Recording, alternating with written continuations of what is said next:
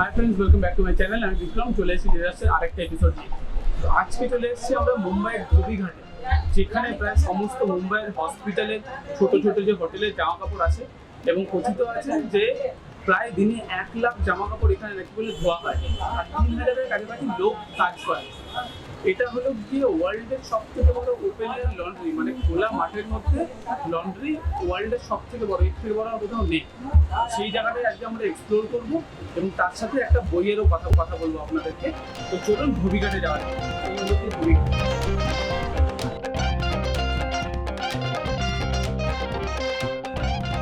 তো ফাইনালি আমরা ভিতরে চলে এসেছি ধোবি ঘাটের। তো আগে যেটা ছিল সেটা হলো কি এখানে হাতেই জামা কাপড় কাচা হতো এবং বাকি জিনিসপত্রগুলো মানে কাচা ধোয়া শুকানো সব কিছু হাতে করতে হতো। এবং যতগুলো শোনা যায় যে 3,000 লোক এখনও এখানে কাজ করে প্রতিদিন, আর 1 লাখের উপর জামা কাপড় ধোয়া হয়। কিন্তু এখন কতগুলো মেশিন চলে এসেছে, মেশিনের মাধ্যমে জামা কাপড় ধোয়া এবং শুকানোর ব্যবস্থাটাও করা হয়, ঠিক আছে। এবং সাদা জামা কাপড় যেগুলো সেগুলো হাতে ধোয়া হয়, যতদূর আমি জেনেছি ওনাদের কাছ থেকে। তো আর আমি বেশি কথা না বলি, আপনাদেরকে মেশিনগুলো দেখাই যে কোন মেশিনে ধোয়া হয়, কোন মেশিনে শুকানো হয়, এবং তারপরে হাতে ধোয়ার জায়গাগুলোও দেখাবো আপনাকে। এটার মধ্যে ভরে দেওয়া হয়েছে জিনিসপত্রগুলোকে, ভরে দিয়ে তারপর দিয়ে কিছু কেমিক্যাল দিয়ে এই মোটরটাকে চালিয়ে দেওয়া হয়েছে। মোটরটা চলতে চলতে যেটা দেখতে পাবেন সেটা হলো কি এটা ধোয়া হয়ে যাবে। ধোয়া যে মুহূর্তে হয়ে যাবে সেই মুহূর্তে আরেকটা মেশিনে এই জিনিসটাকে নিয়ে যাওয়া হবে। সেইটা হলো কি এই মেশিনটা জামা কাপড়টাকে মানে জলটাকে নিংড়ে নেওয়া হয়। হাতে তো অতটা পাওয়ার পাওয়া যায় না, জামা কাপড়ের জলটা এই মেশিনটা দিয়ে নিংড়ে নেওয়া হয়। এটা ঘোরে এবং জল এখান থেকে বেরিয়ে যায়। थोड़ा अगर नीचे दिखाओ तो पता चल जाएगा कि पाइप कौन सा है। এই পাইপটা দিয়ে জলটা বেরিয়ে যায়। তো আজকে আপনাদের যে জায়গাটা ঘুরিয়ে দেখালাম, জায়গাটার নাম ধোবি ঘাট। আগেও অনেকবার বলেছি, কিন্তু ব্যাপারটা হলো গিয়ে কি, ব্যাপারটা মেন যেটা সেটা হলো গিয়ে হয়তো কিছু বছর পরে এই ব্যাপারটা থাকবে না এখানে। তার কারণ হলো কি সমস্তই মেশিনারির দ্বারা হওয়া শুরু হয়ে গেছে এবং অনেক লোকের কাজ কমেছে, কাজের সুবিধে হয়েছে, কিন্তু তার সাথে সাথে যেটা হয়েছে সেটা হলো পুরনো যে টেকনিকটা বা পুরনো যে পন্থাটা সেটা কিন্তু লোক ধীরে ধীরে ছেড়ে দিচ্ছে। তাই এই জায়গাটা এরপর আর কতদিন এক্সিস্ট করবে সেটা জানা নেই। আগে যেরকম বাড়ির জামা কাপড় এখানে আসতো এখন আর আসে না, কারণ বাড়িতে সবার ওয়াশিং মেশিন চলে এসছে। তো এইভাবে হোটেলেও বা অন্যান্য জায়গাতেও হয়তো ওয়াশিং মেশিন আরও চলে আসবে, যেখানে তারাই এই কাজটা করে নিতে পারবে। সব জায়গায় না নিজের গরিমা ধীরে ধীরে সময়ের সাথে সাথে হারিয়ে ফেলে, কারণ সময় তো স্থির নয়।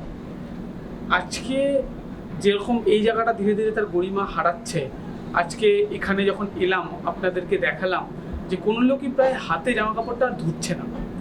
সেরকমই পুরনো দিনে একটা বন্দর ছিল যার খুব রমরমা ছিল। এককালে জাহাজ আসতো, নাবিকেরা আসতো, বিভিন্ন পর্যটকরা আসতো, কিন্তু এই বন্দরটাও ধীরে ধীরে সময়ের সাথে সাথে কালের সমুদ্রে হারিয়ে যায়। বন্দরের নামহীন হয়ে পড়ে, বন্দর বন্ধ হয়ে যায়। এখন আর কোনো নাবিক সেখানে গিয়ে পৌঁছায় না, এমনকি কোনো বন্দরও সেখানে নেই। তো এইরকম একটা বন্দরের গল্প, এবং প্রতি বন্দরই আগে পুরোনো দিনে বলা হতো, বা যেটুকু জানলাম আমি বইটা থেকে, সেটা হলো কি প্রতিটা বন্দরই একটা গণিকালয় থাকতো, একটা বেশ্যালয় থাকতো, এবং যেখানকার গণিকালয়ে যত ভালো ভালো মহিলারা থাকতেন তত সেই বন্দরের নাম হতো। এর উপর বেস করেই একটা বই আছে। তো যে বইটা সম্বন্ধে কথা বলছিলাম সেটা হলো কি হিমাদ্রি কিশোর দাশগুপ্তর লেখা বন্দর সুন্দরী। আমি এটা কলেজ স্ট্রিটের একটা মেলা থেকে 350 টাকায় কিনেছিলাম। সরি, ভুল বললাম, ডিসকাউন্ট দিয়েছিল 270 টাকা। প্রিন্টের যে মূল্যটা রয়েছে সেটা হলো কি 350 টাকা, আমি কিনেছিলাম 270 টাকায়। আমি আশা করি আপনারা আরও কমে পেয়ে যাবেন, ওই 270 টাকা 250 টাকা এর মধ্যেই পেয়ে যাবেন, না হলে 300 টাকায় কিনতে হবে, কিছু করার নেই। কিন্তু এত ভালো বই যে 300 টাকা দিয়ে কেনা যেতেই পারে, সেটা আমি বলবো যে বইটা কিনুন এবং পড়ে দেখুন। তার সাথে আমার চ্যানেলটাকে লাইক, শেয়ার আর সাবস্ক্রাইব নিশ্চয়ই করুন। আর যেটা লাস্ট কথা সেটা বলবো, এই জায়গাটায় কেন, এই জায়গাটার একটা বিশেষত্ব আছে, সেটা আর কিছুক্ষণের মধ্যে আপনাদেরকে দেখাবো। এই জায়গাটা মেনলি দেখানোর জন্যই এখানে আসা। তো এখানে একটা লাইট তৈরি হয়, এরা কাপড় বেসিক্যালি ধোয়ার জন্য জল গরম করে, আর এই যে জায়গাটা দেখতে পাচ্ছেন এই জায়গাটায় তখন আগুনের ফলে এরকম একটা লাইট ক্রিয়েট হয়। সেই জন্য দেশ বিদেশ থেকে বিভিন্ন ফটোগ্রাফার এখানে আসে এই লাইটটার জন্য, শুধুমাত্র এই লাইটটার জন্য। সেই জন্য আমরা ওয়েট করলাম প্রায় 1 ঘন্টার ওপরে, যাতে এটা জ্বলে এবং আপনাদেরকে এই ব্যাপারটা দেখাতে পারি। চোখ জ্বলছে এখন কিছুটা, সেই জন্য বেশিক্ষণ আর থাকতে পারবো না। ধোবি ঘাটের এটাই শেষ স্পট, তাহলে আপনাদের জন্য রইল ধোবি ঘাট ফ্রম মুম্বাই।